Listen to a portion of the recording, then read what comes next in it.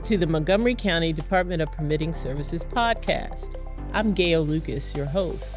I'm also the division chief for the Customer Support and Outreach Division here at DPS. Joining us on the podcast today is Marie Labaugh, who is a senior permitting services specialist for DPS, and I want to make sure I get this right.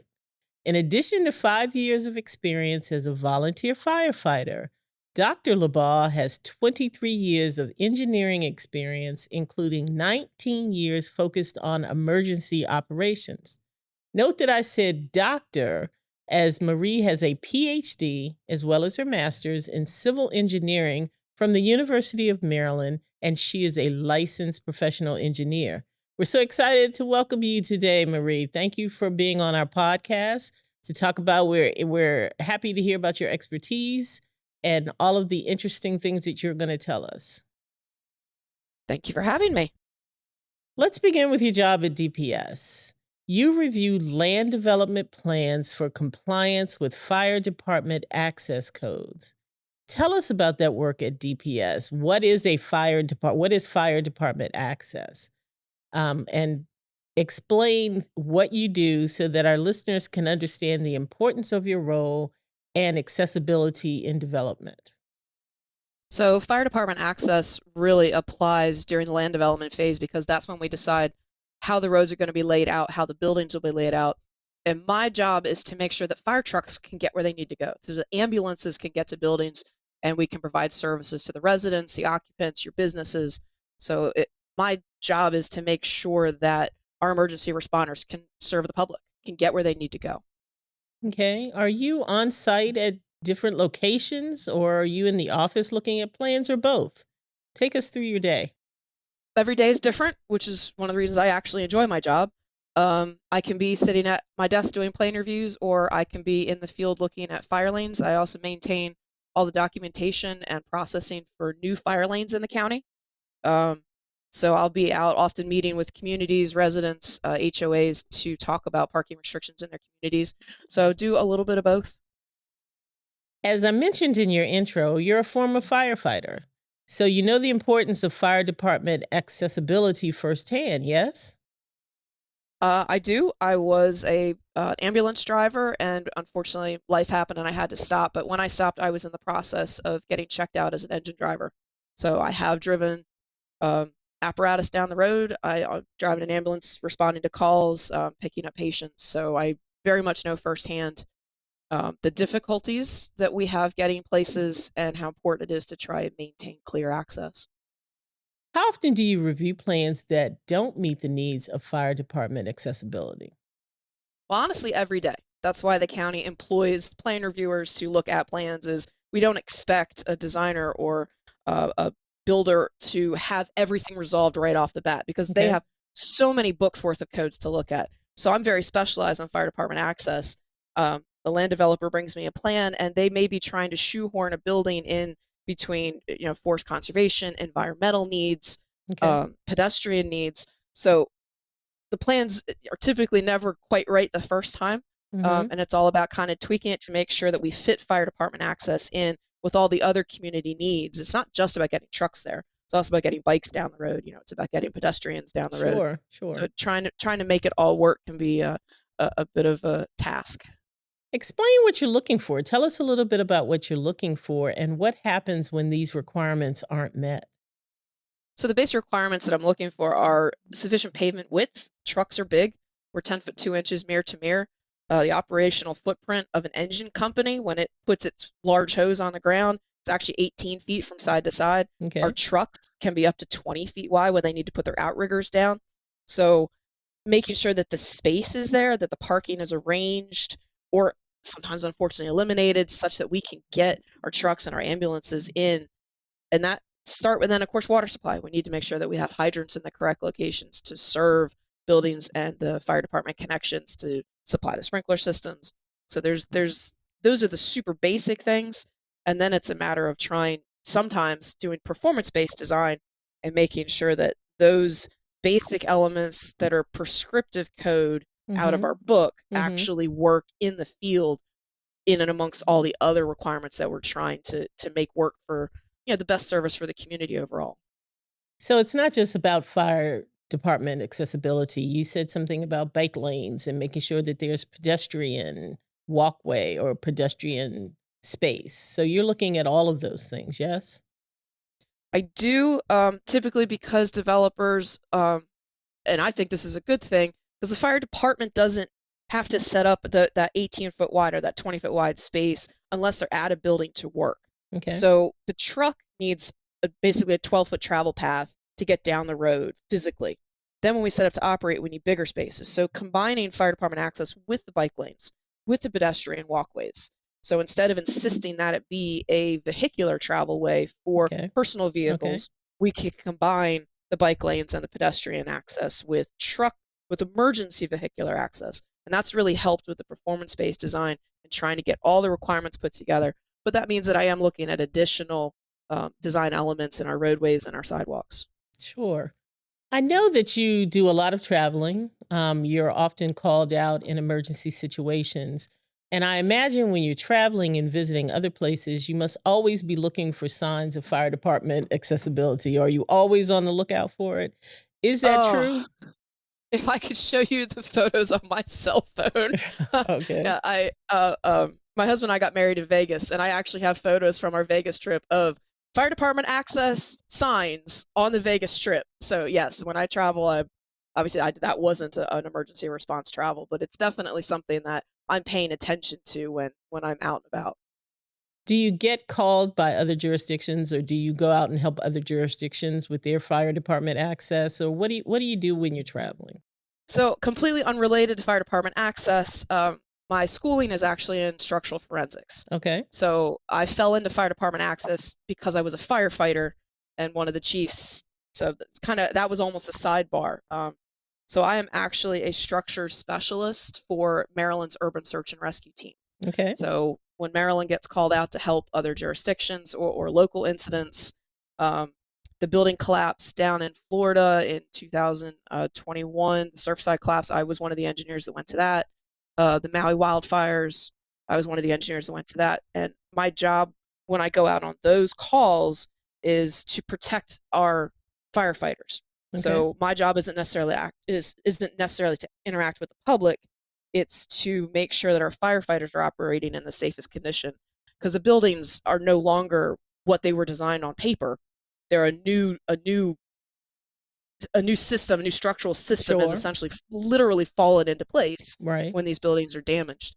So there's a group of engineers across the country that are qualified by the Army Corps of Engineers. Actually, we are trained and qualified at the federal level to go out on these teams and again protect firefighters while they're doing rescues and body recoveries.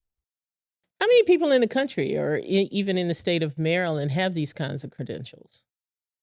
The Army Corps usually maintains about 250 individuals across the country. Okay. Um, there are qualified individuals around the world on urban search and rescue teams, but specific to the United States, like I said, the Army Corps maintains about 250 of us at any given time. Maryland currently has 8 on our Okay. urban search and rescue team, and I am the only one that works for Montgomery County. That's very cool. How did your career transition? And I think you talked about this a little bit, transition from a firefighter to a civil engineer. Or is it the other way around? You were a civil engineer and Yeah. transitioned to a firefighter. Yeah, so I came out of school dreaming of broken buildings. Okay. Again, structural forensics and repair is kind of where I was headed. And then across the street from my office was a fire station. And I walked across the street and kind of said, "This looks really interesting." And I ended up starting as a volunteer firefighter there, and it turned out to be one of the special operations houses that housed the urban search and rescue team in Okay. Montgomery County by Okay. pure coincidence. So that started me on the urban search and rescue path, and then a civilian position opened in the fire marshal's office. I was actually working on my application to the Professional Firefighters Training Academy at the time, and I was informed that my career longevity would probably be better if I went the civilian route. So I ended up Okay. doing fire department access. So I learned a lot on the job as far as land development, and because I was an ambulance driver at the time, training to be an engine driver, it all just kind of fell into place. So it was an unexpected path, one I have found very rewarding. I've been able to serve the community. I've been able to serve firefighters. I'm a strong believer in if you save a firefighter, you save the public. So Okay. that's really been my focus for the last 20 years. You have an incredible story. And you talked about how your career transitioned from a firefighter to civil engineer or civil engineer to firefighter. And I know you're passionate about your work and what you do. For those folks considering a similar career, what advice would you give? What kind of tips would you give someone that was thinking about following this path? Read, research. If you want to get, structural forensics is actually it's a pretty lucrative field in the private sector, because we have a lot of broken buildings out there that need work. Okay. And once you're on that path, go in the route with the fire service, and combining that actually really goes well, surprisingly well, hand in hand. Because what does fire do but damage buildings? So you kind of put those pieces together, and I it sounds cliche, but stay in school. Okay. Okay. Yeah, or just read, do the research, and be passionate about it, be interested in it, and the pieces. Hopefully, there's always luck involved. There's always a little bit of being in the right place. Like I said, there was literally a fire station across the street from the office, and I literally at lunch walked across the street one day, and my life has snowballed since. Okay. So, if you're interested in something, if you're passionate about something, walk across the street, see what happens. I know you're passionate about building safety, not just in Montgomery County, but all over the country because you travel all over the country, making sure that buildings are safe or after buildings have been proven unsafe, helping get them back safe or helping communities recover from that and helping the firefighters recover from that. So it sounds like an incredible career. Would you want to do something else at this point? Would you want to do something different? No. I've been, again, it was a very unexpected path. I've been very fortunate. And I really enjoy the work. It really comes down to not necessarily building safety. I probably shouldn't say that as a DPS employee. Firefighter safety is a passion. Okay. That's where it's all at. I was a firefighter. My husband, he just retired. He was a firefighter. My friends are firefighters. It's all about how do I get, in my day job, if you will, at DPS, how do I get firefighters in to serve the community as efficiently and safely as possible for them? And then when I get the national call-outs or even the local call-outs, we've had a couple garden department collapses in Montgomery County in the last few years, and I was the engineer working on that, guiding the fire, providing assistance, as you will, as to building safety to do body recoveries on those incidents. And again, it's all about how do I keep the firefighter safe? Because if you keep a firefighter safe, you can help save the public. Okay. So that's kind of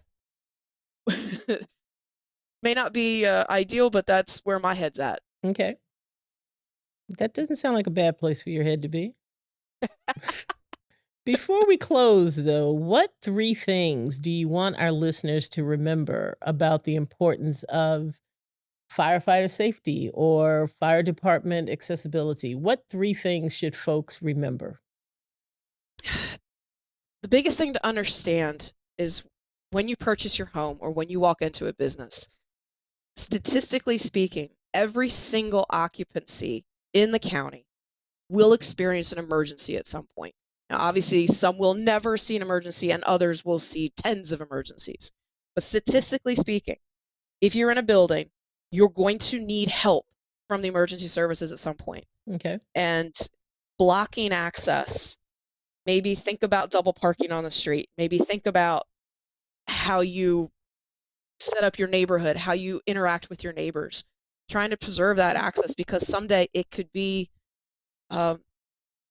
it could be your 6-year-old little boy having a seizure on prom night and I'm driving the ambulance trying to get there and I have to get out the back, grab the cot and grab the bag and literally run to your house because I can't drive to it. I ran that call. I was that ambulance driver. Okay. So think about how you interact with your community to preserve access because you're going to need the fire department at some point. It's going to happen. That I don't think that's 3 things. I think that's 1, but But how you that's a big thing. but please play nice with your neighbors. And I swear I'm there to help. I'm not there to make your life difficult. I'm not there to take parking away from you for the fun of it. That is not a joy I take in any way. I need the firefighters to get there to help you. I think that's a very good way to look at it, is that we will all need emergency services at some point. Even me. Everyone needs Exactly. it at some point. All right. Thank you, Dr. Labaugh, for joining us on the podcast today. Remember, we are here to help you, our customers, succeed. It's important to know when to get a permit and why you need a permit. If you have questions about the permitting process, you can reach out to our customer service support team by calling 311 if you're in Montgomery County, or 240-777-0311, or stop by our offices at 2425 Reedy Drive on the 7th floor in Wheaton. You don't need an appointment. We're open Monday through Friday from 7:30 a.m. to 4 o'clock p.m., and we have folks available in the office to assist you in person. Thank you again, Dr. Labaugh, for joining us. And thank you, listeners, for tuning in. Please check out the Montgomery County Department of Permitting Services website, montgomerycountymd.gov/DPS, to find information and resources to help you with your next project. Do you have an idea or a question for an upcoming podcast? We want to hear from you. Email your ideas and questions to dps.podcast@montgomerycountymd.gov. And if you found this podcast helpful, please share it with others and subscribe so you can get our latest episodes. Until next time, I'm Gail Lucas. Thank you for joining us, and remember that DPS is your project partner. This podcast is brought to you by County Cable Montgomery, your source for news and information from the Montgomery County government. Connect with us via cable, Facebook, Instagram, or YouTube by searching for County Cable MoCo.